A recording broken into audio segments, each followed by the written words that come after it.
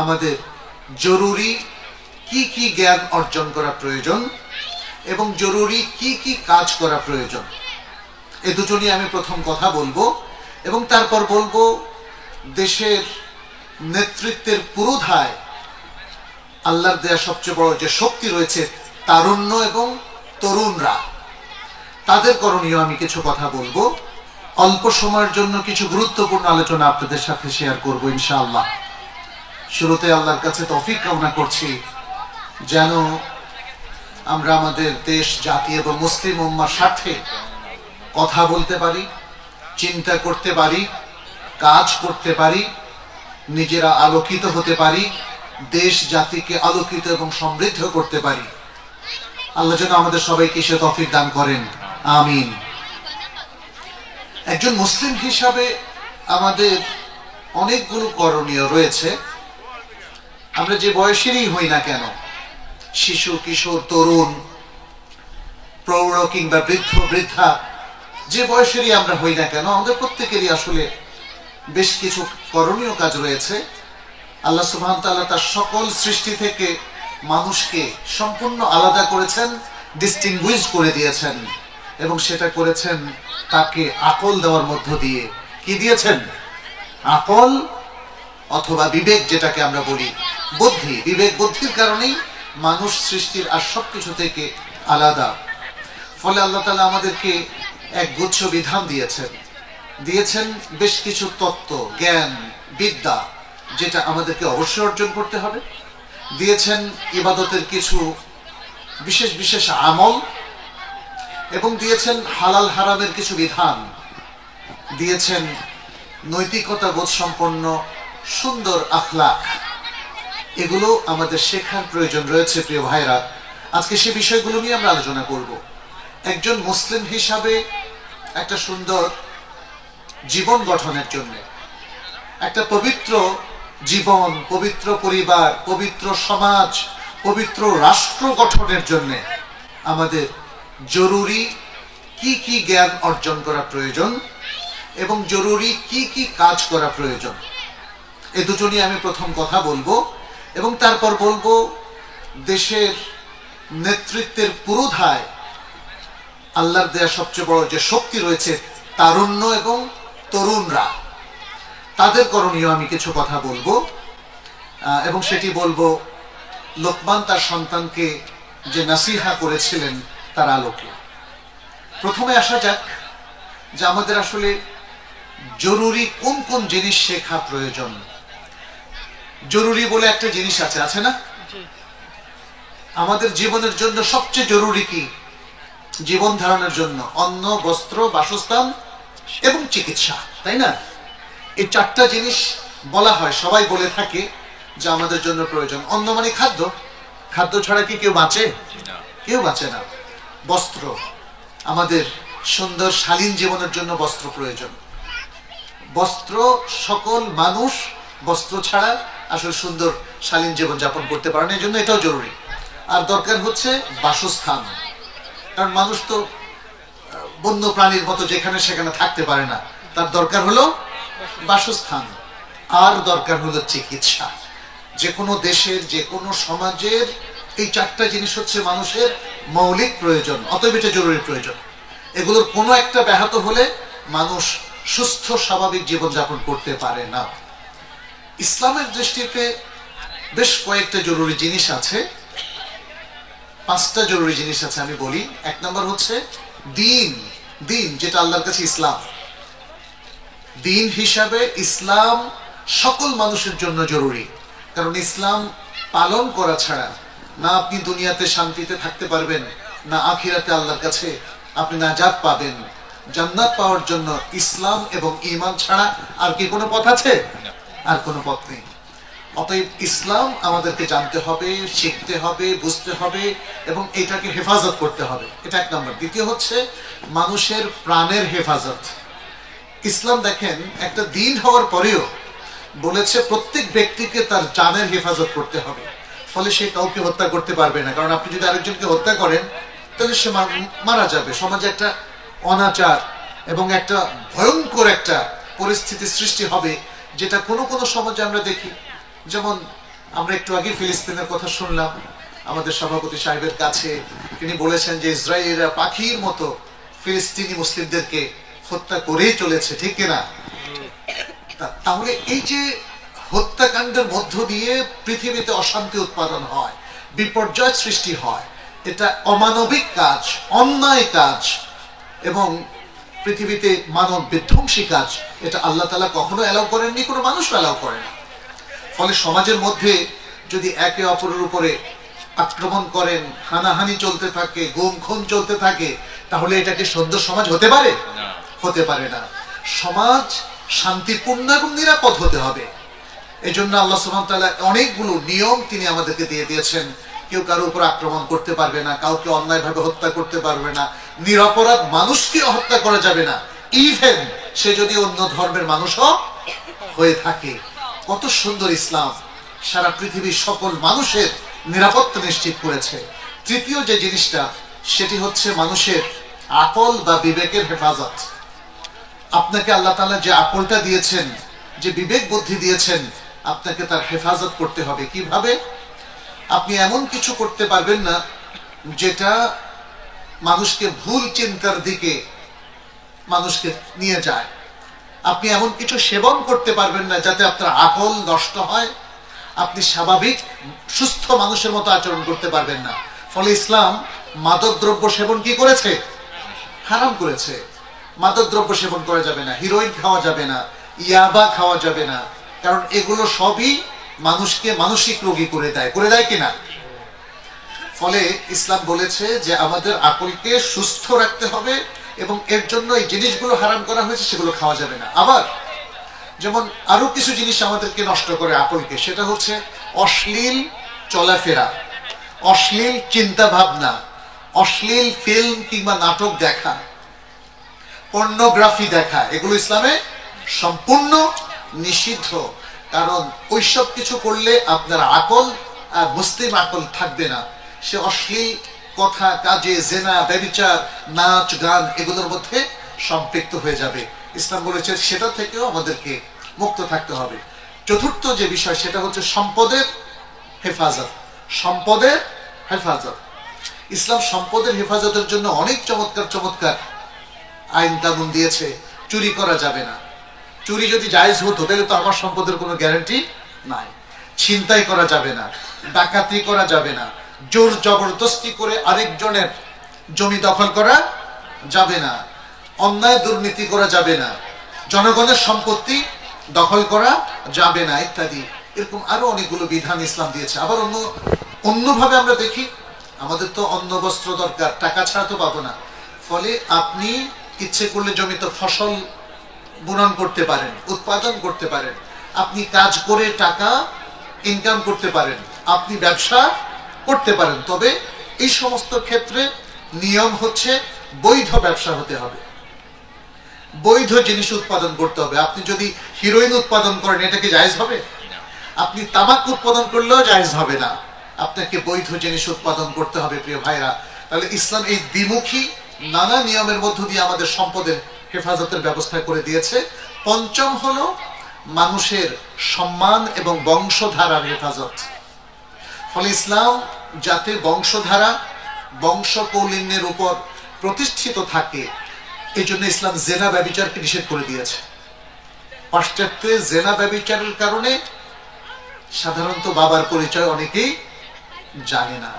ফলে একটা জেনারেশন তৈরি হয় যারা তাদের পিতৃ পরিচয় জানে না। ইসলাম এটা চাচ্ছে না। ইসলাম চাচ্ছে একটা পবিত্র বংশধারা তৈরি হোক, আর মানব মানবের মধ্যে, পুরুষ নারীর মধ্যে একটা পবিত্র সম্পর্ক থাকুক। সেই জন্য ইসলাম বিবাহ বৈধ করেছে, তাই না? এভাবে ইসলাম আমাদের বংশ কৌলিন্য, আমাদের চারিত্রিক যে সততা, সেগুলোকে হেফাজত করেছে। পাঁচটা জিনিস হচ্ছে ইসলামে জরুরি বলেছে। এর মধ্যে এক নম্বর জরুরি হচ্ছে দিন। দিনটা কি আসলে? দিনটা হলো আসলে জ্ঞান। ইসলাম আর অন্য ধর্মের মধ্যে পার্থক্য হলো, অন্য ধর্মের অনেক কিছুই জ্ঞানের বহির্ভূত, কিন্তু ইসলামের পুরোটাই হলো নলেজ এবং ইলম।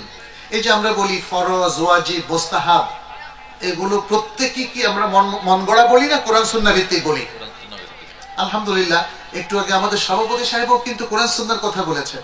আমাদের বিশেষ অতিথি তিনিও কিন্তু কোরআন সুন্নাহর কথাই বলেছেন, এবং সেই অমোঘ হাদিসটা কোট করেছেন যেখানে রাসূলুল্লাহ সাল্লাল্লাহু আলাইহি ওয়াসাল্লাম বলেছেন, তারাকতু ফীকুম আমরাইন লান তাদিল্লু মা তামাসসাকতুম বিহিমা কিতাবাল্লাহি ওয়া সুন্নতি। তোমাদের কাছে রেখে যাচ্ছি দুটো জিনিস, একটা হলো আল্লাহর কিতাব আর একটা হলো আমার সুন্নাহ। যতদিন তোমরা এগুলো শক্তভাবে আঁকড়ে ধরে থাকবে ততদিন তোমরা পথ হারাবে না, তোমরা বিভ্রান্ত হবে না, তোমরা পথভ্রষ্ট হবে না। সুবহানাল্লাহ। এভাবেই ইসলামের এই যে কোরআন বলেন, আপনি দেখেন কোরআন পড়তে যান, পুরোটাই হচ্ছে তথ্য, তত্ত্ব, জ্ঞান, তাই না? কোরআনের পুরোটাই হচ্ছে জ্ঞান। কোরআনের সবগুলো কথা সুন্দরভাবে উদ্ধৃত করা আছে, কোরআনের সব ভালো ভালো কথা বলা আছে। কোরআনের শালীনতার পক্ষে, আখলাকের পক্ষে, বিশুদ্ধ আকীদার পক্ষে, বিশুদ্ধ নীতিমালার পক্ষে, বিশুদ্ধ আওয়ায়েদ দাওয়াবেতের পক্ষে, পবিত্র জীবনের পক্ষে কোরআনের সমস্ত বক্তব্য আছে। এবং আপনি দেখবেন যে আল কোরআনের মধ্যে নবী রাসূলদের যে কাহিনী, অথবা পূর্ববর্তী যেমন লোকমান আল হাকিম তার যে কাহিনী, এগুলো সবই সারা পৃথিবীর মানুষের জন্য শিক্ষার বস্তু, জানার বস্তু। তাদের এই কাহিনীগুলোর মধ্যে আমাদের শিক্ষার অনেক কিছু আছে। ফলে পুরোটাই হচ্ছে ইনফরমেশন, পুরোটাই হচ্ছে তথ্য, জ্ঞান। আর দ্বিতীয় হচ্ছে হাদিস। হাদিসের মধ্যে শুরুতেই আপনি দেখেন না, কিতাবুত তাহারা, কিতাবুস সালাহ, কিতাবুল হজ থেকে আরম্ভ করে কিতাবুল বুয়ু, কিতাবুল মুআমালাত, আল মালিয়া ইত্যাদি নানা বিষয় সেখানে আছে। এর সব কিছু হচ্ছে ইলম। কোরআন এবং সুন্নাহর মধ্যে সবটাই হলো ইলম। এখানে আমরা আরো দেখি আল কোরআন এবং আস সুন্নাহ দুটোই প্রধানত দ্বীনি ইলম সম্পর্কে কথা বলেছে, কিন্তু পাশাপাশি আকাশমণ্ডল নিয়ে কথা বলেনি, জমিন নিয়ে কথা বলেনি, জমিনের ফসল নিয়ে কথা বলেনি, আল্লাহ সুবহানাহু ওয়া তাআলার সৃষ্টি আরো অনেক কিছু নিয়ে কথা বলেছে। কখনো কথা বলেছে উদ্ভিদ নিয়ে, কখনো কথা বলেছে মহাসাগর নিয়ে, সাগরের ভেতরের বিভিন্ন প্রাণী নিয়ে, মাছ নিয়ে, কখনো কথা বলেছে হাওয়া, অক্সিজেন, হাইড্রোজেন নিয়ে। এভাবে আল কোরআন দেখেন পৃথিবীর সৃষ্টি নিয়েও কথা বলেছে, এবং বলেছে আসমান সমূহ জমিনের সৃষ্টির মধ্যে সারা পৃথিবীর মানুষের জন্য নিদর্শন রয়েছে, আলেমদের জন্য নিদর্শন রয়েছে, বুদ্ধিমানদের জন্য নিদর্শন রয়েছে। এসব কিছু প্রমাণ করে যে ইসলামের পুরো দিনটাই হলো ইলম নির্ভর বা নলেজ নির্ভর। প্রিয় ভাইরা, তাহলে আমাদেরকে প্রথম যে কাজটা করতে হবে সেটা হলো জ্ঞান অর্জন করা। কি সেটা? জোরে বলেন। জ্ঞান অর্জন করা। জ্ঞান অর্জন করার পক্ষে কোরআন সুন্নাহ প্রচুর বক্তব্য পেশ করেছে। স্বয়ং আল্লাহ সুবহানাহু ওয়া তাআলা নিজেই বলেছেন, তাই না? প্রথম যে আয়াতটা নাজিল হলো, প্রথম যে সূরাটা নাজিল হলো, তার প্রথম আয়াতে আল্লাহ সুবহানাহু ওয়া তাআলা কি বললেন?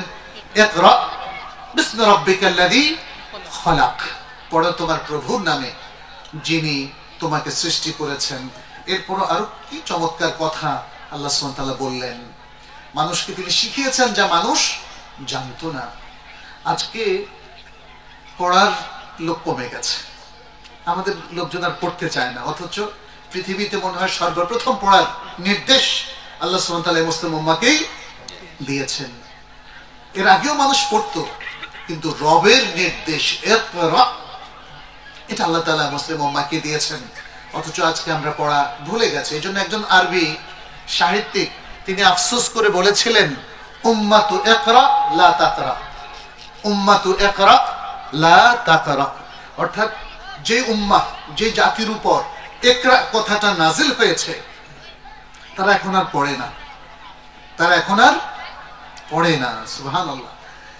এটা আমাদেরকে একটু ভেবে দেখতে হবে, কেন আমরা পড়ছি না? কি হলো আমাদের? সমস্যাটা কি? আমাদের তরুণরা, ছাত্ররা, শিক্ষার্থীরা কেন পড়ছে না? ওরা কেন শুধু গাইড পড়ে পরীক্ষা দেয়? পরীক্ষা পদ্ধতিটাও এখন দুর্বল। এটা নিয়ে আমাদের ভাবতে হবে। আমাদের সন্তানরা গাইড পড়ে এ প্লাস পেয়ে যায়, তাহলে পড়বে কেন বলেন? হ্যাঁ, কেন পড়বে তারা? আমাদেরকে যারা শিক্ষা নীতি প্রণয়ন করেছেন তাদেরকে ভাবতে হবে। বিশেষ করে আমরা এখন যারা শিক্ষানীতি নির্ধারণ করছেন, আমরা তাদেরকে বলবো আমাদের দেশ মুসলিম প্রধান দেশ, আমাদের দেশের মানুষ চায় কোরআন সুন্নাহ ভিত্তিক শিক্ষা। দুনিয়ার শিক্ষাতে তো কোরআন দুনিয়ার শিক্ষাকে উপেক্ষা করেনি, করেছে? আমি তো একটু আগেই বললাম কোরআনের মধ্যে সুন্নাহর মধ্যে সায়েন্স আছে, পিওর সায়েন্স আছে, ন্যাচারাল সায়েন্স আছে, মেডিকেল সায়েন্স আছে, ইঞ্জিনিয়ারিং আছে, এগ্রিকালচার আছে, এভরিথিং আছে, আর্টস আছে, হিউম্যানিটিজ আছে। তাহলে ইসলাম তো এগুলোর সাথে কখনোই কন্ট্রাডিক্টরি নয়। কিন্তু আজকের শিক্ষা ব্যবস্থাটাকে এমন ভাবে পাল্টিয়ে ফেলা হয়েছে, আমরা দেখেছি ধীরে ধীরে, যেন একজন মানুষ এই শিক্ষা গ্রহণ করে সে নাস্তিক হয়ে যায়, যেন সে আল্লাহ বিরোধী হয়ে যায়, ইসলাম বিরোধী হয়ে যায়। এটা তো মুসলিম দেশের শিক্ষা ব্যবস্থা হতে পারে না। আমরা আমাদের আল্লাহকে সবার আগে স্বীকার করতে হবে, ঠিক না? আল্লাহর এই যে জরুরি জ্ঞানগুলো আমি বলছি, সেটা নিয়ে আমি আসছি। জরুরি জ্ঞানের মধ্যে কি আছে? একজন মুসলিম তার রবকে প্রথম চিনতে হবে।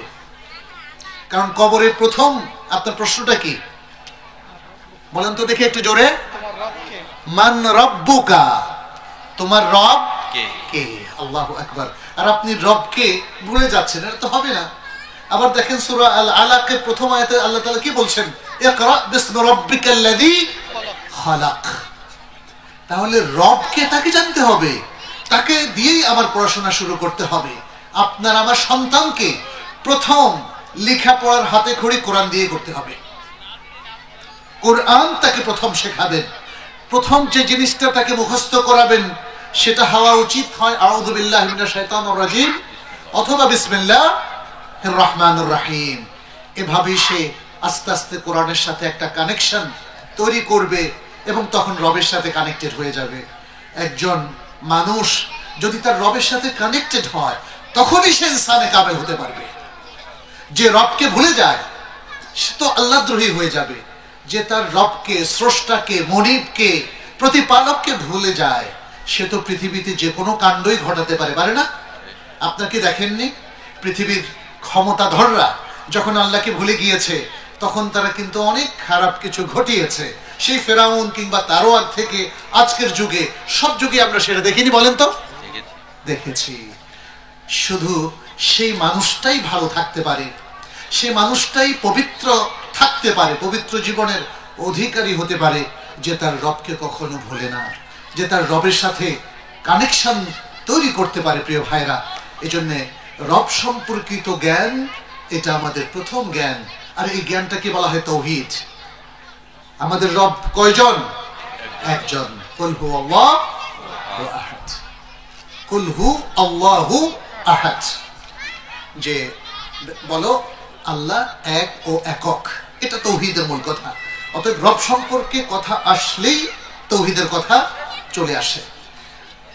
জরুরি জ্ঞান আমরা যেটার মাধ্যমে দ্বীনকে ভালোভাবে চিনতে পারবো, বুঝতে পারবো। আমি প্রসঙ্গত আরেকটা কথা বলে নেই, দ্বীনি ইলম বলতে মানুষ মনে করে দুনিয়া থেকে বিচ্ছিন্ন, এটা আসলে ঠিক না। ইসলাম দ্বীন এবং দুনিয়া উভয়ের সমন্বয়ে বিশ্বাসী। কারণ আল্লাহ সুবহানাহু ওয়া তাআলা আমাদেরকে দুনিয়ায় পাঠিয়েছেন। দুনিয়া সম্পর্কে যদি আপনি গাফেল থাকেন তাহলে আপনার দ্বীনও নষ্ট হয়ে যাবে, হবে কিনা বলেন? প্রিয় ভাইরা, এই জন্য ইসলাম দ্বীন এবং দুনিয়া দুটোকেই সমন্বয় করার কথা বলেছে। আমাদেরকে দোয়া শেখানো হয়েছে, রব্বানা আতিনা ফিদ দুনিয়া হাসানাতাও ওয়া ফিল আখিরাতি হাসানাহ ওয়া কিনা আযাবান নার। হে রব, আপনি দুনিয়ায় আমাদেরকে কল্যাণ দিন আর আখিরাতেও কল্যাণ দিন আর জাহান্নামের আগুন থেকে আমাদেরকে বাঁচান। আল কোরআন আল্লাহ সুবহানাহু ওয়া তাআলা আরো বলেছেন, ওয়ালা তানসা নাসিবাকা মিনাদ দুনিয়া, দুনিয়ায় তোমার যে অংশ সেটা ভুলে যেও না। কিন্তু আজকে মানুষের কি অবস্থান? মানুষ দুনিয়ার মধ্যে যখন নিজেদেরকে মগ্ন করে ফেলে দ্বীনের কথা ভুলে যায়। অথচ মনে রাখতে হবে দ্বীন এক নম্বর, দুনিয়া হলো তারপরে। দুনিয়াকে যারা এক নম্বর করেছে তারা পথহারায়, তারা বিভ্রান্ত হয়, তারা আল্লাহর সঠিক বান্দা হতে পারে না। তারা দুর্নীতি এবং অন্যায় অবিচার সবকিছুর মধ্যে তারা আক্রান্ত হয়ে পড়ে। তারা ভুলে যায় আল্লাহর কথা, তারা ভুলে যায় আখিরাতের কথা। কিছুদিন পরে যে তার সবকিছু চলে যাবে, তার ক্ষমতা চলে যাবে, তার জীবন চলে যাবে, দুনিয়া থেকে সে বিদায় নিবে এবং নেওয়ার সময় একটা টাকাও কি নিতে পারবে? একটা সম্পদও কি নিতে পারবে? এত সুন্দর প্রাসাদ, এত সুন্দর গাড়ি, এত বিশাল ব্যাংক ব্যালেন্স কিছুই কি নিতে পারবে? প্রিয় ভাইরা, কিছুই নিতে পারবে না। কিন্তু মানুষ ভুলে যায়, কারণ সে দিনের চাইতে দুনিয়াকে প্রাধান্য দিয়েছে। এই কথাটি আল্লাহ সুবহানাহু ওয়া তাআলা সূরা আল আ'লা সহ আরো অন্যান্য সূরায় উল্লেখ করেছেন। বলেছেন, বাল তু'থিরুনাল হায়াতাদ দুনিয়া ওয়াল আখিরাতু খায়রুন ওয়া আবকা। বরং তোমরা দুনিয়ার জীবনকে প্রাধান্য দাও, অথচ আখিরাতই হচ্ছে উত্তম এবং চিরস্থায়ী। মনে রাখবেন প্রিয় ভাইরা, প্রিয় বোনেরা, পর্দার আড়ালে মনে রাখবেন, এই দুনিয়া হচ্ছে আমাদের টেম্পোরারি রেসিডেন্স, অস্থায়ী আবাস, টেম্পোরারি রেসিডেন্স। আর আখিরাত হচ্ছে আমাদের পার্মানেন্ট রেসিডেন্স। আপনাকে আমাকে আখিরাতের পিআর নেওয়ার জন্য চেষ্টা করতে হবে। পিআর, পিআর তো বুঝেন যে আমেরিকা সহ বিভিন্ন দেশে পিআর দেওয়া হয়, কিন্তু আসলে ওটা কি পিআর? ওটাও টেম্পোরারি। আপনি আমেরিকাতে দেখেন প্রতিনিয়ত মানুষ মারা যাচ্ছে। আমাদের পিআর হলো আখিরাত। আখিরাতের পিআর নেওয়ার জন্য চেষ্টা করবেন, তাহলে আমাদের সেটাই হবে মূল সাফল্য। রাসূলুল্লাহ সাল্লাল্লাহু আলাইহি সাল্লাম এই জন্য চমৎকার একটা কথা বলেছেন, যেটি ইমাম বুখারী বর্ণনা করেছেন তার সহিহ আল বুখারীর মধ্যে। বলেছেন, এই আখিরাতের পার্মানেন্ট রেসিডেন্সিপ নেয়ার জন্য জান্নাতে কি করতে হবে, দুনিয়া তোমার লাইফ স্টাইলটা কেমন হবে সেটা তিনি বলেছেন। কুন ফি হাযিহিদ দুনিয়া কাআন্নাকা গারীবুন আও আবিরু সাবিল। তুমি এই দুনিয়ায় এমন ভাবে জীবন যাপন করো যেন তুমি একজন স্ট্রেঞ্জার, আগন্তুক। আমি আপনাদের এখানে আজকে আগন্তুক, একটু পরে চলে যাব, কিন্তু তাই না? দুনিয়াতেও আমরা এরকম আগন্তুক, একটু পরে সবাই চলে যাব। আও আবিরু সাবিল, অথবা মুসাফির, একজন আগন্তুক অথবা মুসাফিরের মতো তুমি জীবন যাপন করো। মুসাফির রাস্তায় চলার সময় এই কথা বলে না যে রাস্তায় আমার আবাস, অথবা আগন্তুক কোন নতুন জায়গায় এসে কথা বলে নাই যে আমি আরেকজনের বাড়িতে থেকে যাব। নো, আমাদেরকে এইভাবে জীবন যাপন করতে হবে। এটাই হচ্ছে মুসলিমদের লাইফ স্টাইল এই দুনিয়ায়। তাহলে দুনিয়াকে সে 1 নম্বরে রাখবে না। সে কাকে 1 নম্বরে রাখবে? আখিরাতকে। প্রিয় ভাইরা, ওয়াবিল আখিরাতি হুম ইউকিনুন, তারা আখিরাতের প্রতি দৃঢ় প্রত্যয়ী। সুতরাং আমাদের জরুরি জ্ঞানের মধ্যে প্রথম জ্ঞানটা হচ্ছে দ্বীনের জ্ঞান, এবং তার মধ্যে 1 নম্বর হলো ঈমান এবং আকীদা। কি বলেন তো? ঈমান এবং আকীদা। ঈমান আর আকীদা এটা একই জিনিস। আমি সেই দীর্ঘ আলোচনা যাব না, শুধু এতটুকু বলবো, ঈমান আনার মধ্য দিয়ে একজন মানুষ আল্লাহর বান্দা হওয়ার তৌফিক লাভ করে। সে আল্লাহর নৈকট্যপ্রাপ্ত বান্দা হওয়ার তৌফিক লাভ করে, সামর্থ্য অর্জন করে। আর ঈমান যদি না থাকে তাহলে আপনি আল্লাহর বান্দা, কিন্তু নৈকট্যপ্রাপ্ত বান্দা নন। আল্লাহর নৈকট্যপ্রাপ্ত বান্দা না হলে আখিরাতে কোনোদিন আমাদের কোনো সাফল্য অর্জিত হবে না। এই জন্যে এটাকে বলা হয় মানে অ্যাক্সেস অফ কি অফ অ্যাক্সেস টু ইসলাম। ইসলামে ঢোকার চাবি হলো কি? ঈমান। ইসলামে ঢোকার চাবি হলো ঈমান।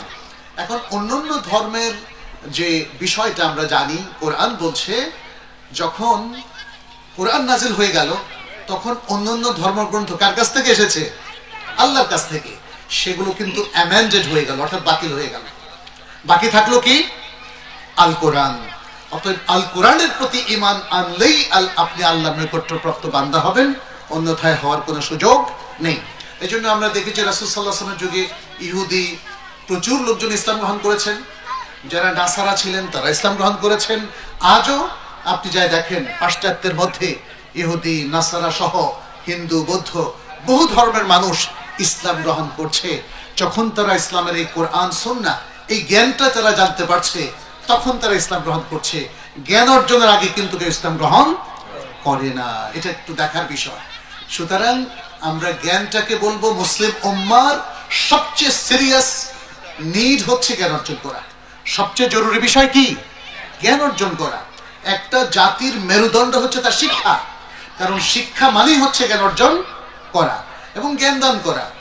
জাতির শিক্ষা যত উন্নত হবে, সেই জাতি পৃথিবীতে তত শক্তিশালী হবে, তত স্বতন্ত্র হবে।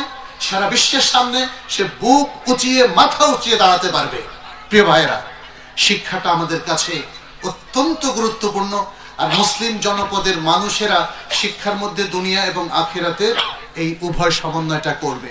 তাহলে ঈমান আকীদার মধ্যে আমরা কি শিখব? ঈমান আকীদার মধ্যে আমরা শিখব প্রথমত আল্লাহর তাওহীদের কথা।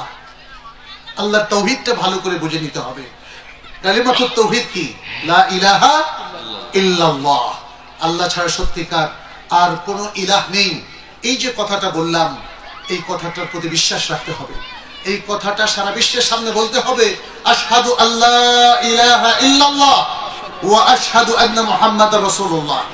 এই যে শাহাদাত বাণী, এই বাণীটা আমাদেরকে সারা পৃথিবীর সামনে সাহসের সাথে, গৌরবের সাথে উচ্চারণ করতে হবে।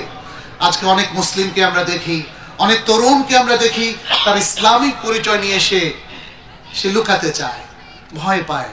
ইসলামিক পরিচয়টাকে সে বিশ্বের সামনে প্রকাশ করতে চায় না। এটাকে বলা হয় ইনফেরিয়রিটি কমপ্লেক্স। এটা হচ্ছে নিজেকে ছোট মনে করা।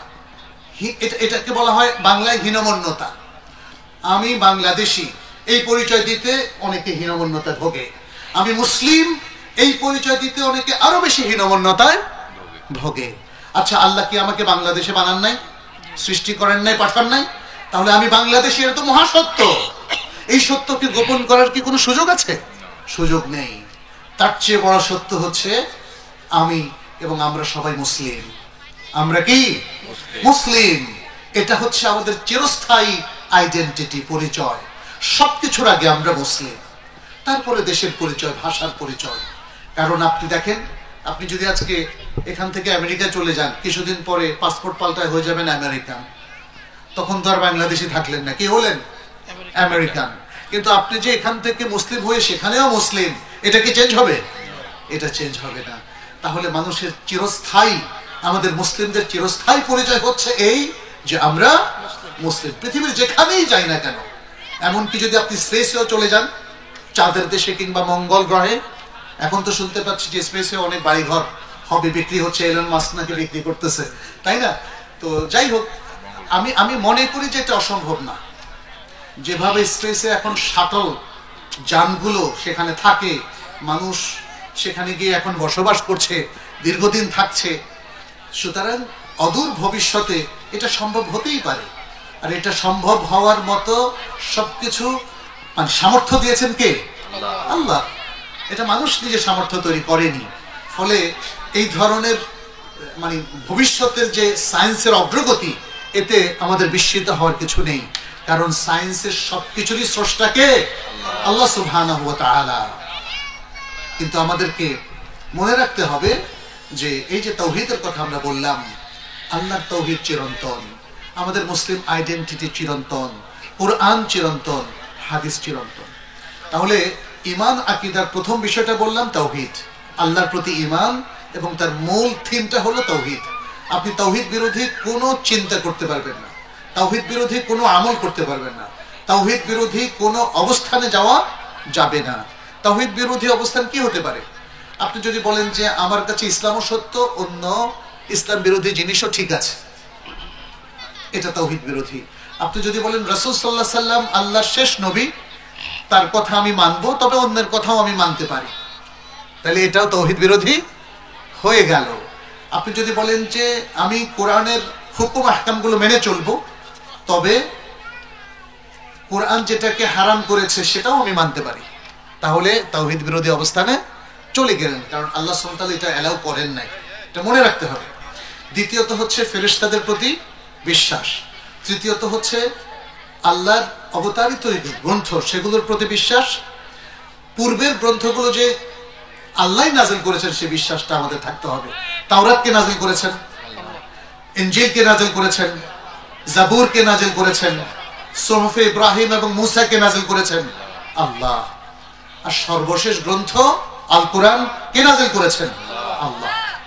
এখানে এই বিশ্বাসটা থাকতে হবে, কোরআন আসার পরে আগের কিতাবগুলো এখন আর কার্যকর নেই। এটার সাথে এটাও মনে রাখতে হবে, কোরআন বলছে আগের কিতাবগুলোতে অন্য ধর্মের লোকেরা অনেক পরিবর্তন সাধন করেছে। আমি কদিন আগে, এই গত 2-3 দিন আগে একটা আর্টিকেল পড়ছিলাম, সেখানে একজন মুসলিম মহিলা, আমেরিকান, তিনি ইসলাম গ্রহণ করেছেন।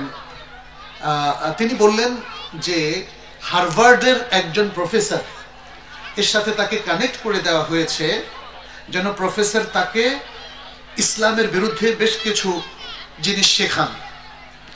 এবং তখন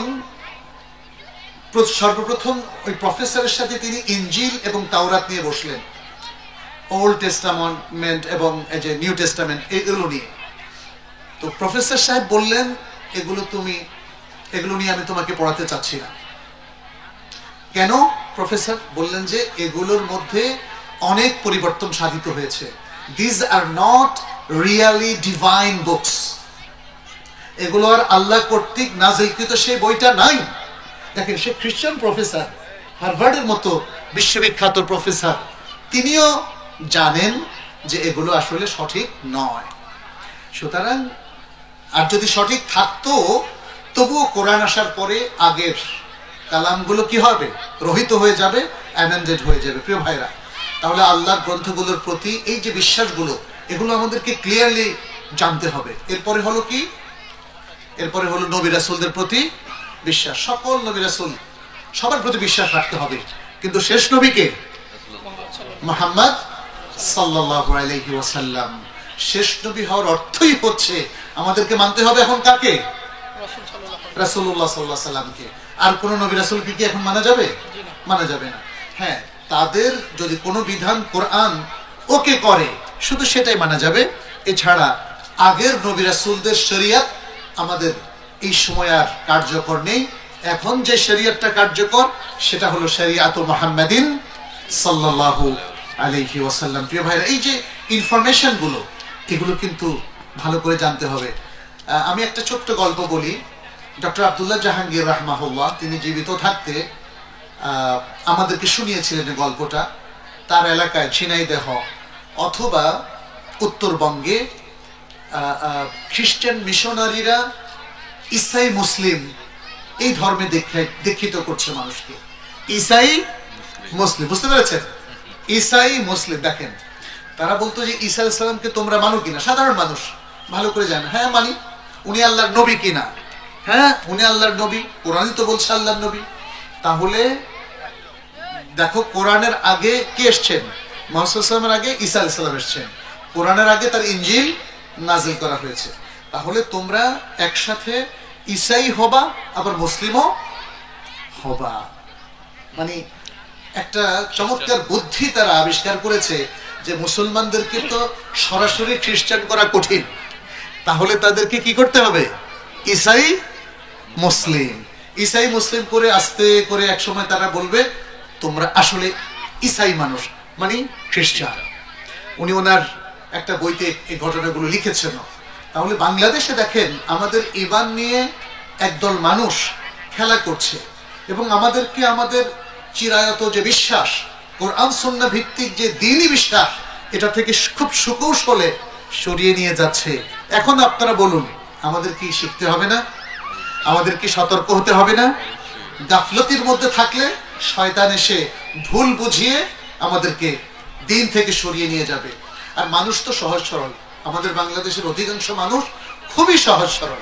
একজন একটা যুক্তি দিলে মনে হয় আরে ঠিক তো, আরেকজন আরেকটা যুক্তি দিলে বলে যে এটাও তো ঠিক। এভাবে এত ঠিকের মাঝখানে গিয়ে দিনের উপর কি থাকা যাবে? প্রিয় ভাইরা, আমাদেরকে সতর্ক হতে হবে। সতর্ক হতে হলে জ্ঞান অনুসন্ধান করতে হবে, জ্ঞান অর্জন করতে হবে। তাহলে প্রথম বিষয়টা হলো ঈমান এবং আকীদা। আর দুটো বিষয় এখানে জরুরি। আর একটা হলো আখিরাতের প্রতি বিশ্বাস স্থাপন করা। আখিরাতের যে বিভিন্ন পর্যায়গুলো আছে, কবরের আযাব, কবরের প্রশ্ন উত্তর, এরপরে হচ্ছে হাসর, নসর, জান্নাত কিংবা জাহান্নাম, এই যে ঘটনা প্রবাহ, এগুলোতে আপনার বিশ্বাস করতে হবে। যেহেতু আল কোরআনে আল্লাহ সুবহানাহু ওয়া তাআলা বলেছেন ওয়াবিল আখিরাতি হুম ইউকিনুন, আখিরাতের প্রতি তারা দৃঢ় বিশ্বাসী। এবং সর্বশেষ হচ্ছে তাকদীরের প্রতি বিশ্বাস স্থাপন করা। আল্লাহ সুবহানাহু ওয়া তাআলা তিনি সবকিছু সম্পর্কে জানেন, যা জানেন তা রেখেছেন, যা লিখে রেখেছেন তা হওয়ার ইচ্ছা পোষণ করেন, এবং যা ইচ্ছা পোষণ করেন সেটাকে তিনি কার্যত সৃষ্টি করেন। এটাই হলো মূলত তাকদীরের চারটা স্তর। এই তাকদীরের মূল মালিককে আল্লাহ। তাকদীর আমাদের হাতে নেই, অতএব তাকদীর নিয়ে প্রশ্ন করা যাবে না, তাকদীর নিয়ে বিশ্বাসই করতে হবে। এটাই হলো ইসলামের দিক থেকে আমাদের প্রতি নির্দেশনা। তাহলে ঈমান এবং আকীদার এই 6টা রোকন আমাদেরকে জরুরিভাবে অর্জন করতে হবে। আর আরেকটা জিনিসও মনে রাখতে হবে, এই ঈমান বিরোধী যে অবস্থান সেটাও জানতে হবে। কিসে ঈমান ধ্বংস হয়ে যায়? এটাকে কি বলে? কেউ কি বলতে পারেন? নাওয়াকিদুল ঈমান, নালিফায়ার অফ ঈমান। ঈমান বিধ্বংসী 10টা বিষয় আছে, এগুলো আপনারা আলাদা পড়ে নেবেন, আজকে আমরা আলোচনা করব না। কিসে ঈমান ধ্বংস হয়ে যায় সেটা জানতে হবে। For the protection of our ঈমান, আমাদের ঈমানটাকে সংরক্ষণ করার জন্য, হেফাজত করার জন্য, যে কোনো ঈমান বিরোধী অবস্থান থেকে ঈমানকে হেফাজত করতে হবে। যেমন আপনার ঘরটাকে যদি আপনি হেফাজত করতে চান, তাহলে ঘরটা যেন কেউ আগুন দিয়ে লাগিয়ে দিতে না পারে, তাই না? আপনি একটা জিনিস দেখেন, একটা ঘর বানাতে কতদিন লাগে? বিল্ডিং যদি বানান, আর এটাকে ধ্বংস করতে একদিনও লাগে না, লাগে? লাগে না। সুতরাং ঈমানটাও তাই। আমি 50-60 বছর ধরে একজন ঈমানদার, পাক্কা ঈমানদার, আর হঠাৎ করে যদি আমি শিরক, কুফরি অথবা নাস্তিকতার কোনো কাজ করে বসি, ঈমান কি থাকবে? প্রিয় ভাইরা, ঈমান থাকবে না। অতএব ঈমানটাকে প্রোটেক্ট করতে হবে। দ্বিতীয় জরুরি যে বিষয়টা, সেটি হচ্ছে ইবাদত সম্পর্কে জানা। কি সম্পর্কে? ইবাদত। আল্লাহ সুবহানাহু ওয়া তাআলা আল কোরআনের মধ্যে ছোট্ট একটা আয়াতে ইরশাদ করেন, ওয়ামা খালাকতুল জিন্না ওয়াল ইনসা ইল্লা লিয়াবুদুন, জিন এবং ইনসানকে আমার ইবাদতের জন্যই শুধু সৃষ্টি করেছি। তাহলে আমাদের সৃষ্টির একমাত্র লক্ষ্য কি? ইবাদত। কার ইবাদত? আল্লাহর ইবাদত। ইবাদত কে করে? মানুষ করে। কার ইবাদত করে? আল্লাহর ইবাদত করে। এটা ক্লিয়ার থাকতে হবে। আল্লাহ কারো ইবাদত করেন না, বরং আল্লাহর ইবাদত করা হয়। কারা আল্লাহর ইবাদত করে? মানুষেরা, আমরা আল্লাহর ইবাদত করি। অতএব ইলাহ যে আমরা বলি, লা ইলাহা ইল্লাল্লাহ, আল্লাহ ছাড়া সত্যিকার আর কোনো ইলাহ নাই। ইলাহ মানে হচ্ছে মাবুদ, অর্থাৎ ইবাদত পাওয়ার যোগ্য সত্তা আল্লাহ ছাড়া আর কেউ নাই। পৃথিবীতে মানুষ কিন্তু আল্লাহ ছাড়া আরো অনেক কিছুর ইবাদত করে। দেবদেবীর ইবাদত করে না? পূজা করে না? এক সময় সে মক্কার কাবার চত্বরেই ছিল, কাবার ভিতরে অভ্যন্তরে ছিল 360টা মূর্তি বা প্রতিমা। তৎকালীন মুশরিকরা এগুলোর ইবাদত করত। আর আজকেও আমরা দেখি বিভিন্ন পৌত্তলিক ধর্মের লোকেরা, তারা আল্লাহ ছাড়া নিজেদের হাতে বানানো দেবদেবীর পূজা বা ইবাদত করে। কিন্তু ইসলাম বলছে ইবাদত আল্লাহ ছাড়া আর কারো করা যাবে না। তার মানে হচ্ছে ইবাদত পাওয়ার যোগ্য একমাত্র সত্তাকে আল্লাহ। আল্লাহ ছাড়া আর কারো ইবাদত করা যাবে না। এটাই লা ইলাহা ইল্লাল্লাহর অর্থ। সুতরাং মনে রাখতে হবে, ইবাদতের অর্থটাও আমাদের একটু বুঝে নিতে হবে। ইবাদতের অর্থটা কি? আমি খুব সংক্ষেপে বলছি। ইবাদতের 2 ধরনের প্রয়োগ।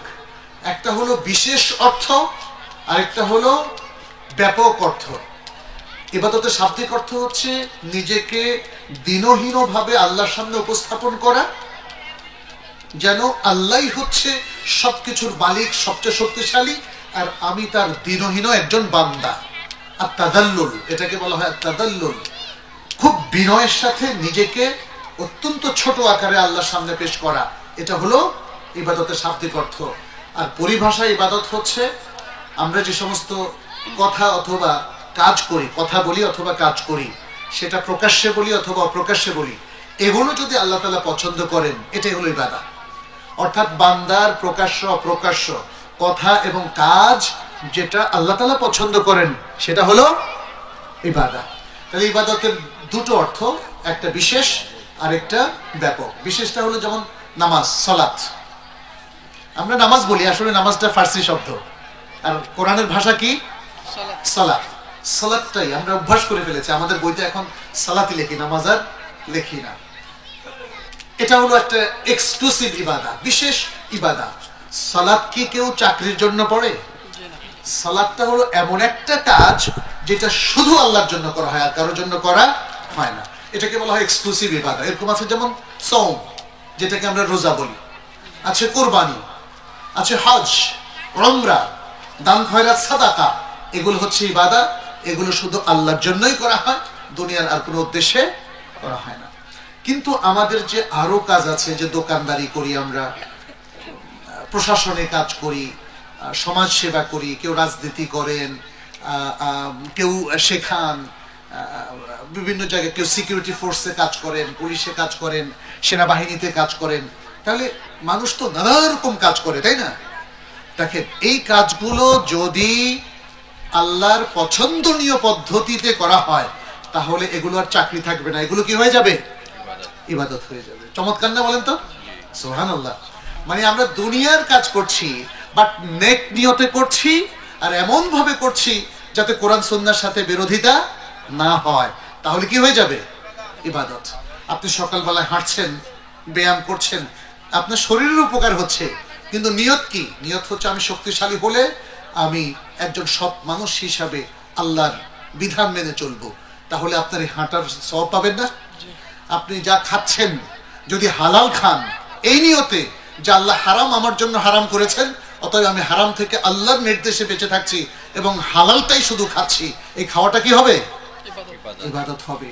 আমাদের ছাত্ররা, শিক্ষার্থীরা, তরুণরা যে পড়াশোনা করছে, তারা যদি নেক নিয়তে এটা করে থাকে যে আমি ইসলামের খেদমত করব, দেশের খেদমত করব, মানুষের খেদমত করব, দশের খেদমত করব এবং মানব কল্যাণে কাজ করব, তাহলে এই পড়াশোনাটা কি হবে? এটা যদি মেডিকেল সায়েন্সও হয়, তবুও এটা ইবাদত হবে। প্রিয় ভাইরা, চমৎকার না বলেন তো? সুবহানাল্লাহ। ইসলাম হলো এতটাই বিউটিফুল যে শুধু এক্সক্লুসিভ ইবাদত না, বরং সমস্ত কর্মকাণ্ড কি করে ইবাদত হবে সেই ফর্মুলাটাও ইসলাম আমাদেরকে দিয়েছে। অতএব এই জিনিসগুলো জানাটা খুব জরুরি ছিল। না জানা থাকার কারণে মানুষ ঠিকমতো ইবাদতও করে না। আপনি অনেক তরুণকে দেখবেন, অথবা এই এলাকায় থাকতে পারে কিছু, দেখবেন যে সালাদটা ঠিক মতো পড়ছে না। 5 ওয়াক্ত সালাদ, এখানে কি কোনো এখতিয়ার আছে যে আমি ইচ্ছে করলে 3 ওয়াক্ত পড়বো, 4 ওয়াক্ত পড়বো, বা মাঝে মাঝে ত্যাগ করে শুধু শুধু জুমার সালাদটা পড়বো? নাই। কিন্তু আমাদের বাংলাদেশে আমরা দেখতে পাচ্ছি অনেক ভাইজানরা আছেন, ভাই বোনেরা আছেন, যারা হয়তো জুমার দিন শুধু জুমা পড়েন। মেয়েদের জন্য যদিও মসজিদে আসাটা জরুরি নয়, বাট তাদের মধ্যেও দেখা যায় সালাতের মধ্যে প্রচুর গাফলতি। আমাদের ভাই বেড়াদার বিভিন্ন বয়সের লোকদের মধ্যে প্রচুর গাফলতি দেখি আমরা। ফলে আমরা বলবো যে ভাই, ইবাদতের এই জরুরি বিষয়টা জানতে হবে। ফরজ ওয়াজিব তরক করার কোনো অপশন নাই। আপনাকে রমাদানের সিয়াম পুরো 1 মাস রাখতে হবে। হজ ফরজ হলে মাত্র জীবনে একবার, সেটা একবার পালন করে ফেলুন, দ্রুত, দেরি করবেন না। তারপরে যাকাত যদি আপনার সম্পত্তিতে এসে থাকে, যাকাতটা আপনি দেখেন, আমাদের ট্যাক্সেশনের চাইতে যাকাতটা অনেক ইজি। ট্যাক্স মিনিমাম হচ্ছে 10%, ঠিক না?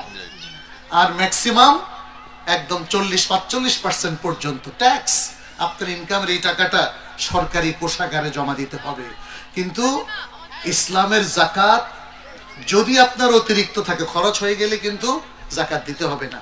আপনি 40 লাখ টাকা কামালেন, খরচ হয়ে গেছে, কোনো যাকাত হবে? আর আপনি 40 লাখ টাকা কামালেন, খরচ হয়ে গেছে, ট্যাক্স দিতে হবে কিনা? ট্যাক্স দিতে হবে। আপনি যদি 2 কোটি টাকা কামাই করেও খরচ করে ফেলেন, আপনি মাত্র 3.5 লাখ টাকা বাদ দিয়ে বাকি টাকা ট্যাক্স দিতে হবে আমাদের দেশীয় আইনে। কিন্তু যাকাত বলেছে যা খরচ করে ফেলবেন তার কোনো যাকাত নাই। যা আপনার কাছে পড়ে আছে অথবা ইনভেস্টেড বিনিয়োগ অবস্থায় আছে, শুধু সেটার হিসেব করে আপনি মাত্র 2.5% যাকাত দিবেন। তাও এটা কি?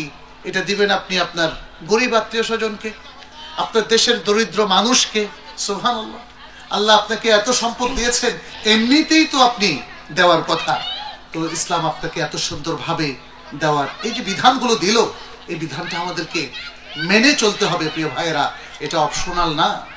আপনি হাজার হাজার কোটি টাকার মালিক হবেন আর আপনি যাকাত দেবেন না, আল্লাহ তাআলা আপনার সম্পত্তিতে কোনো বারাকা দিবেন না। যাকাত হচ্ছে গরিবের হক, আপনার সম্পত্তির মধ্যে দরিদ্রের হক। অতএব সেই সম্পত্তির যদি আপনি না দেন, সেই হকদারদের কাছে যদি আপনি না পৌঁছান, তাহলে কিন্তু আপনি গরিবের হকটা খেলেন। আপনার এই যুক্তি আল্লাহ তাআলা কখনোই গ্রহণ করবেন না যে এটা তো আমিই কামিয়েছি, আমি তো জোর করে আনি নাই, এটা তো আমার। এটা হবে না, কারণ আপনার সম্পত্তির মধ্যে 2.5% যেটা দরিদ্রের হক, সেটা আপনাকে দিতেই হবে। এইভাবে ইবাদত সম্পর্কিত জরুরি জ্ঞানগুলো প্রিয় ভাইরা, প্রিয় বোনেরা, আমাদেরকে জানতে হবে। তৃতীয় যে বিষয়টা, সেটি হচ্ছে হালাল হারামের বিধান। হালাল হারামের বিধান।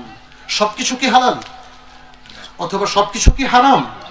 আপনারা একটা জিনিস বলেন তো, পৃথিবীতে হালাল বেশি না হারাম বেশি? হারাম বেশি, হালাল বেশি। হারাম হচ্ছে অল্প কয়েকটা জিনিস, অল্প কয়েকটা জিনিস। আল্লাহ সুবহানাহু ওয়া তাআলা বলছেন কুল লা আজিদু ফিমা উহিয়া ইলাইয়া মুহাররামান ইল্লা, মানে নবী সাল্লাল্লাহু আলাইহি ওয়াসাল্লামকে আল্লাহ তাআলা এটা শিখিয়ে দিয়েছেন, বলেছেন যে তুমি বলে দাও সবাইকে যে আমি আমার প্রতি যা হারাম করা হয়েছে, যে ওহী করা হয়েছে তার মধ্যে কোনো কিছুকে হারাম পাই না, এই অল্প কয়েকটা জিনিসকে পাই। আর কোরআনে আল্লাহ সুবহানাহু ওয়া তাআলা আরো বলেছেন খালাকালাকুম মা ফিল আরদি জামিআ, দুনিয়ার সবকিছু তোমাদের জন্য সৃষ্টি করেছেন। তাহলে আসলে হালাল বেশি। আপনি দেখেন এই যে ফল পাকড়া, শাকসবজি প্রায় সবটাই হালাল। হারাম কোনটা? যেটার মধ্যে মাদকতা আছে, অথবা যেটা শরীরের জন্য ক্ষতিকর, যেটা স্বাস্থ্যের জন্য ক্ষতিকর, এটা ছাড়া আর সবকিছু হালাল। আপনি পশুর মধ্যে দেখেন গবাদি পশু হালাল, অন্য যে পশুগুলো আমাদের জন্য ক্ষতিকর সেগুলোকেই শুধু হারাম করা হয়েছে। আপনি এই যে দানাদার শস্য দেখেন, চাল, সব ধরনের চাল হালাল। একটা চালও কি পাবেন? চাল তো অনেক ধরনের আছে, তাই না, যেটা হারাম। সব ধরনের গম হালাল। এভাবে খাদ্য শস্যের মধ্যে আপনি দেখেন একমাত্র মাদকতা অথবা ক্ষতি, এই দুটো জিনিস যদি পাওয়া যায় তখন খাদ্য হারাম হয়, আর অন্যথায় সকল খাদ্য হালাল। কাজের ক্ষেত্রে দেখেন, আপনি রিক্সা চালান, ওকে, টয়োটা গাড়ি চালান, বাস চালান, ট্রাক্টর চালান, ঠেলা গাড়ি চালান, সবই তো জায়েজ না? সব জায়েজ, বৈধ, সব কিছু জায়েজ। আপনি বৈধ যে কোনো জিনিসের ব্যবসা করেন, সব তো জায়েজ। বাড়ি বানান কন্ট্রাক্টর হিসাবে, সিমেন্টের ব্যবসা করেন, লোহার ব্যবসা করেন, গাড়ির ব্যবসা করেন, টিস্যুর ব্যবসা করেন, পানির ব্যবসা করেন, জায়েজ কিনা? জায়েজ। তাহলে পৃথিবীতে জায়েজ এবং হালালটা বেশি। হারাম, ইসলাম হারামের বিধান দিয়েছে যেগুলো ক্ষতিকর, যেগুলোতে সমাজের অথবা মানুষের দেহের, মনের, রাষ্ট্রের ক্ষতি হয়, সেগুলো ইসলামে হারাম। একজন আরেকজনকে হত্যা করা কি এর মধ্যে কি কোনো কল্যাণ আছে? না, কোনো কল্যাণ নাই। হঠাৎ করে একজন ভাই আরেকজনকে দিলেন, একটা ঘুষি দিয়ে দাঁত ফেলায় দিলেন, এর মধ্যে কি কল্যাণ আছে ভাই? তাই না?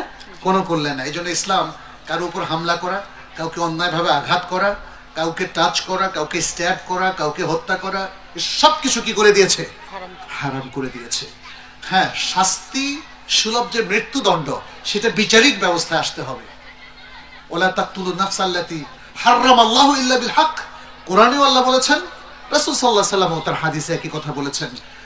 আল্লাহ যেই জানগুলোকে হত্যা করা হারাম করেছেন, তোমরা তাদেরকে হত্যা করো না, তবে হক পন্থায় অর্থাৎ বিচারিক পন্থায় হলে সেটা ভিন্ন কথা। প্রিয় ভাইরা, ইসলামের এই যে জিনিসগুলো যদি আমরা মেনে চলি, একটা সমাজ কত সুশৃঙ্খল হয়। অতএব হালাল হারামের বিধানটা আমাদেরকে একটু জেনে নিতে হবে। আনফরচুনেটলি খেয়াল করে দেখেন, একটা মুসলিম সমাজ যেহেতু তার শিক্ষা ব্যবস্থায় হালাল হারামের বিধানগুলোকে অন্তর্ভুক্ত করে নাই, ফলে দেখেন আইন কানুনের দিক থেকে অনেক কিছু আজকাল হারামটা হালাল হয়ে যাচ্ছে, সুদ হালাল হয়ে যাচ্ছে। ঘুষটা অবশ্য আইনত দণ্ডনীয়, কিন্তু মানুষ ঘুষের চর্চা বহু করে, করে কিনা? তারপরে মানুষ এইভাবে আরো অনেক কিছু দেখেন, এই যে মদ, জেনা, ব্যভিচার, লিভ টুগেদার, অশ্লীল চলাফেরা, এগুলো সবটাই আল্লাহ সুবহানাহু ওয়া তাআলা কোরআনে হারাম করে দিয়েছেন। অথচ আমাদের সমাজের মধ্যে প্রিয় ভাইরা আমরা দেখতে পাচ্ছি যে এগুলোর বাহুল্য বেড়েই চলেছে। একটাই কারণ যে আমাদের শিক্ষা ব্যবস্থায় হালাল হারামের ব্যাপারে সঠিক কোনো নির্দেশনা নাই, বরং পুঁজিবাদী ব্যবস্থাপনায় সবকিছুকে হালাল করে দেওয়া হয়েছে। পর্নোগ্রাফি দেখেন, আজকে পাশ্চাত্য বিশ্বে পর্নোগ্রাফিতে ভরে গেছে, পর্ন ইন্ডাস্ট্রি বলা হয় এখন, এবং তাদের সিনেমা টিনেমা ইত্যাদি সবকিছু। আমাদের বাংলাদেশে কি এটা বন্ধ করতে পেরেছি আমরা? দেখেন, কারণ একদল মানুষ এর মাধ্যমে ইনকাম করে, এগুলো ব্রাউজ করে করে ইনকাম করে।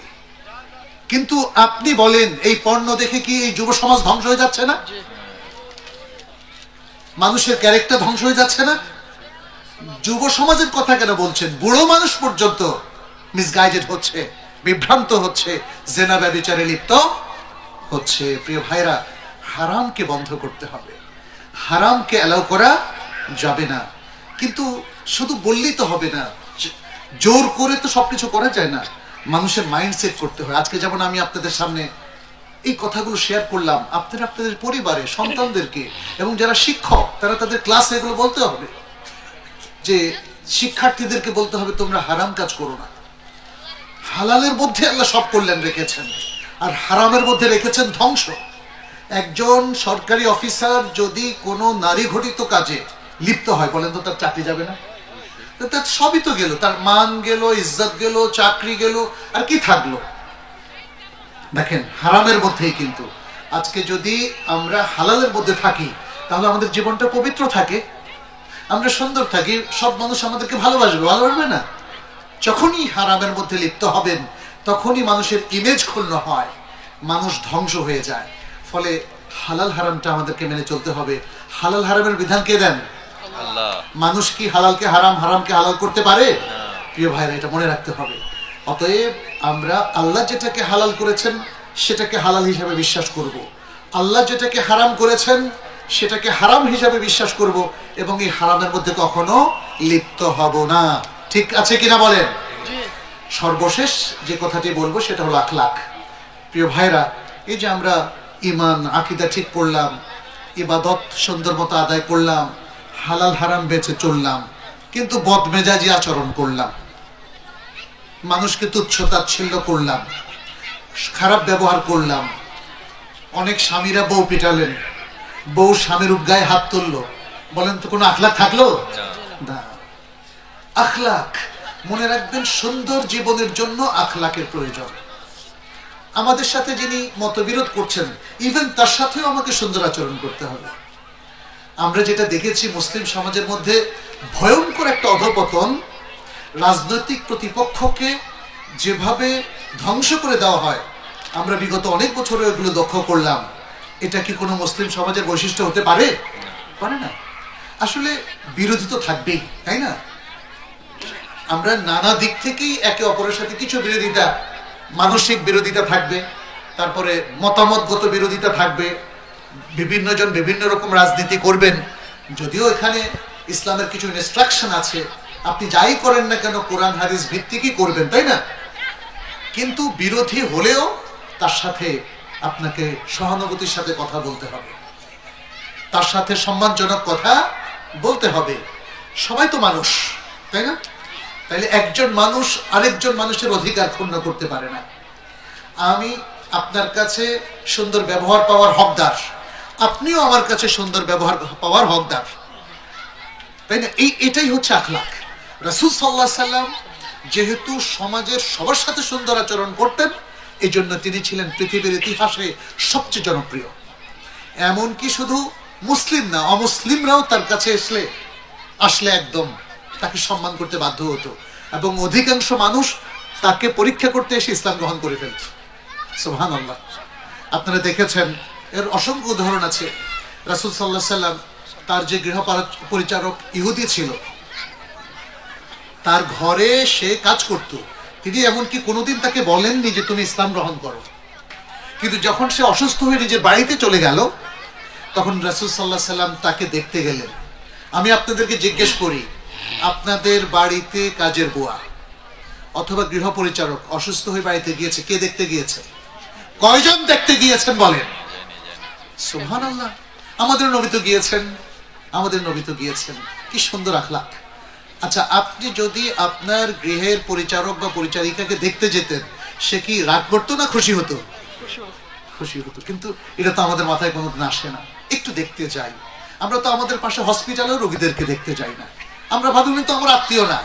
খেয়াল করেন, অথচ এটা তো ইসলাম বলেনি। ইসলাম বলেছে সবাই আমাদের ভাই, সবাই আমাদের বোন। কিন্তু সেই ধারণাটা চলে গেল কেন?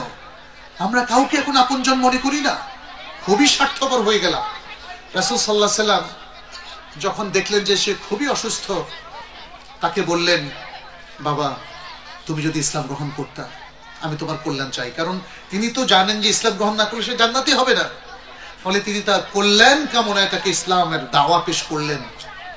সন্তান তখন তার বাবার দিকে তাকালো, এটা সহিহ বুখারীর বর্ণনা। কিন্তু বাবা আমি কি ইসলাম গ্রহণ করব? মুহাম্মদ সাল্লাল্লাহু আলাইহি ওয়াসাল্লাম আমাকে ইসলাম গ্রহণ করার কথা বলছেন, দাওয়াত দিচ্ছেন, আমি কি ইসলাম গ্রহণ করব? তখন তিনি বললেন, ইশারা দিলেন, হ্যাঁ ইসলাম গ্রহণ করো। দেখেন, ইহুদি, কিন্তু ইহুদি সে তার সন্তানকে বলল, আতি মুহাম্মাদান সাল্লাল্লাহু আলাইহি ওয়াসাল্লাম, তুমি মুহাম্মদ সাল্লাল্লাহু আলাইহি ওয়াসাল্লামের অনুসরণ করো। কি চমৎকার, কি চমৎকার। আরেকটা দৃশ্যের কথা বলি। এক বেদুইনরা তো শিক্ষা দীক্ষা একটু কম, সে মসজিদে নববীতে ঢুকেই দাঁড়িয়ে পেশাব করা শুরু করলো। হয়তো তার তখন পেশাব এসেছে, তার ওই সেন্সটা ছিল না যে এখানে বিশিষ্ট ব্যক্তিরা আছেন, মুহাম্মদ সাল্লাল্লাহু আলাইহি ওয়াসাল্লাম আছেন, এখানে এটা করা যাবে না। তখন সাহাবায়ে কেরাম তো খুব ক্ষেপে গেলেন, তারা তার দিকে তেড়ে গেলেন, মনে হয় যেন তাকে মারবেন। রাসূল সাল্লাল্লাহু আলাইহি ওয়াসাল্লাম বললেন, থামো থামো, তাকে স্পর্শ করো না, তাকে কিচ্ছু বলো না, তাকে তার পেশাবটা ডিসচার্জ করতে, পেশাবটা কমপ্লিট করতে দাও। কমপ্লিট করা হলো। নবী সাল্লাল্লাহু আলাইহি ওয়াসাল্লাম সাহাবাদেরকে বললেন, এক বালতি পানি নিয়ে আসো, ঢেলে দাও। দেখেন ওই লোককে এখনো কিছু বলছেন না। মানে কি ধৈর্য, কি চমৎকার আখলাক, চিন্তা করেন। এখানে ছোট্ট একটা বাচ্চা যদি আজকে আপনাদের মাহফিলে এটা করতো, আমার মনে আপনারা মারতেন হয়তো, নাকি?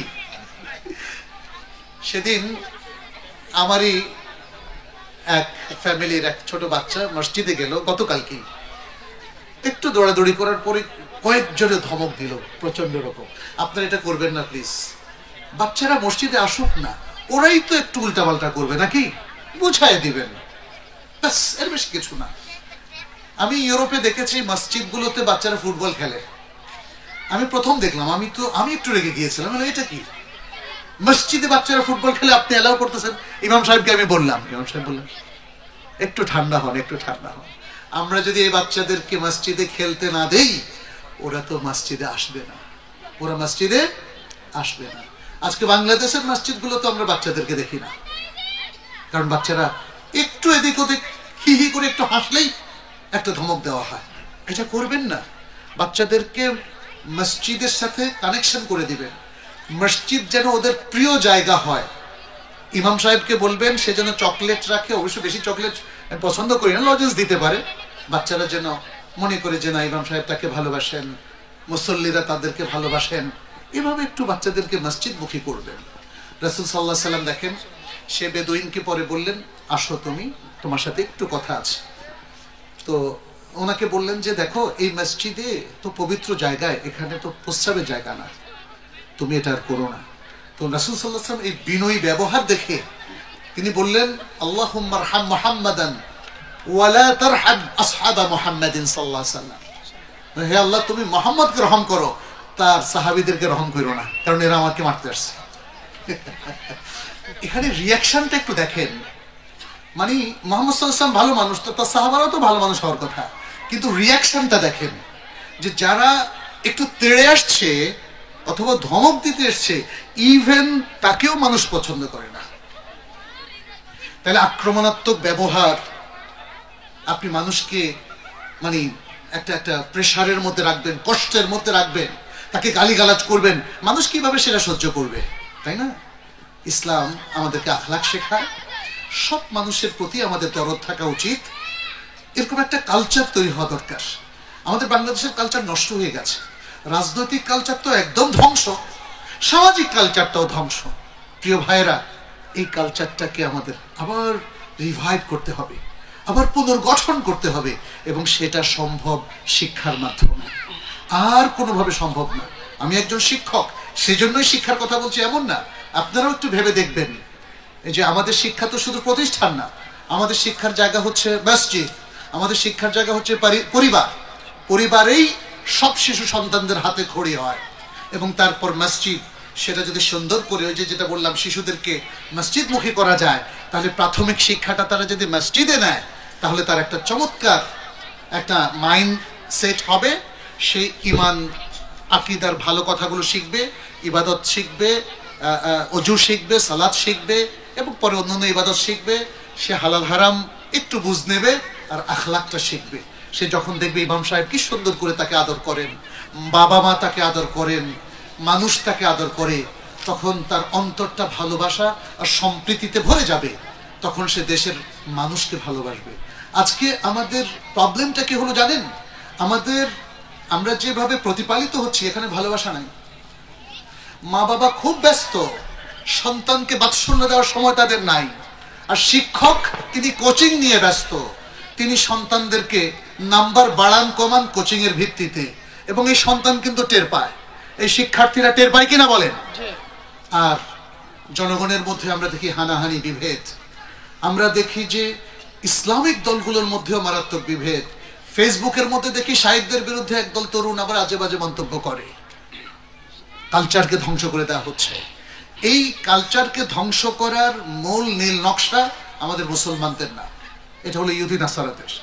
সোশ্যাল নেটওয়ার্ক মূলত আনসোশ্যাল কাজগুলো করছে। কি দরকার ছিল সবাই কমেন্ট পেশ করার? কমেন্ট করার মতো যোগ্যতা কি সবার আছে? কিন্তু সবাইকে কমেন্টের সুযোগ করে দিল। কিন্তু আমাদের এখন এই জিনিসগুলো তো এসে পড়েছে, এই মোবাইল ফোনের মধ্যেই দেখেন সবকিছু এসে গেছে, তাই না? এখন চাইলেও কিন্তু আমরা এটাকে কন্ট্রোল করতে পারবো না। একটা মাধ্যমে পারবো, সেটা হলো শিক্ষা।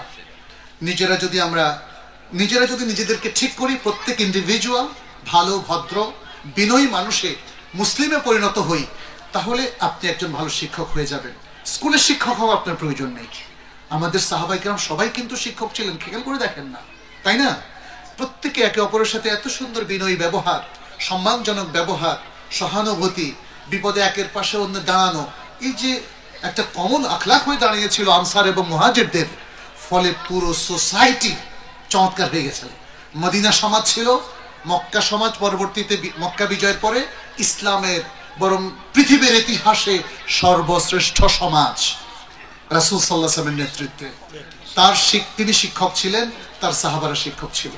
তো আজকে আমি মনে করি যে আমাদের এই কাজগুলো একটু করা উচিত। যারা শিক্ষক আছেন, শিক্ষক নন, প্রত্যেকে শিক্ষকতার দায়িত্ব পালন করবেন। অভিভাবকরাও শিক্ষক, তাই না? প্রত্যেক অভিভাবক শিক্ষক। আপনি যে পেশারই লোক হন না কেন, আপনিও কিন্তু আপনার সন্তানের শিক্ষক।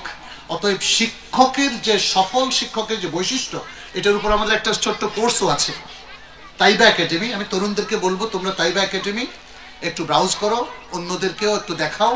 এখানে সফল শিক্ষকের বৈশিষ্ট্য আছে। রাসূল সাল্লাল্লাহু আলাইহি সাল্লামের শিক্ষা পদ্ধতি এর ছোট্ট কোর্স আছে, ডক্টর ইমাম হোসেন নিয়েছেন। রাসূল সাল্লাল্লাহু আলাইহি সাল্লামের শিক্ষাক্রমের উপরে আমার একটা আর্টিকেলও আছে। তারপরে ডিপ্লোমা ইন ইসলামিক স্টাডিজের উপরে আমরা সুন্দর কোর্স করেছি অনলাইন, যেন ঘরে বসে বসে আমাদের বোনেরাও করতে পারে, আপনারাও করতে পারেন। এই কোর্সগুলোতে ডক্টর জাকারিয়া ভাই শিক্ষক, ডক্টর ইমাম হোসেন নিয়েছেন, তারপর হারুন হোসেন নিয়েছেন, এরকম আরো অনেক শিক্ষকরা নিয়েছেন, যারা একদম সবাই সহি আকীদার মানুষ, সহি পন্থী, সহি মানহাজের মানুষ। তারা সকলে আমাদের এখানে ক্লাসগুলো নিয়েছেন। আমরা এই কাজটা কেন করলাম? এটা করলাম যাতে সবার কাছে ইসলামের জ্ঞানটা পৌঁছে দেওয়া যায়। সবাই তো আর মাদ্রাসা যেতে পারবেন না, মসজিদেও সবাই সময় দিতে পারবেন না, বিশেষ করে গৃহিণীরা, আমাদের বোনেরা, তাদের জন্য আমরা অনেকগুলো কোর্স ওপেন করেছি।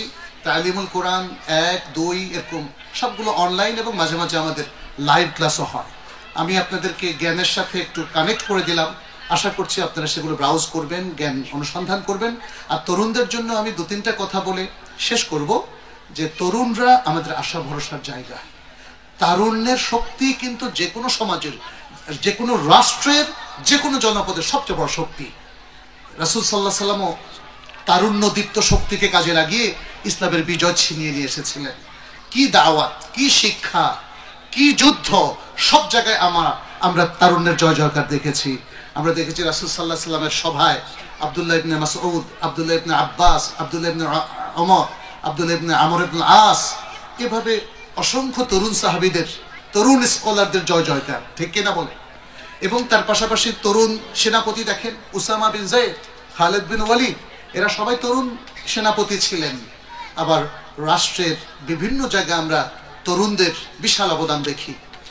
কিন্তু তারুণ্যকে ভালো করে কাজে লাগাতে হবে, তরুণদেরকে স্কলারদের সাথে কানেক্টেড হতে হবে, তরুণদেরকে শিক্ষায় আলোকিত হতে হবে।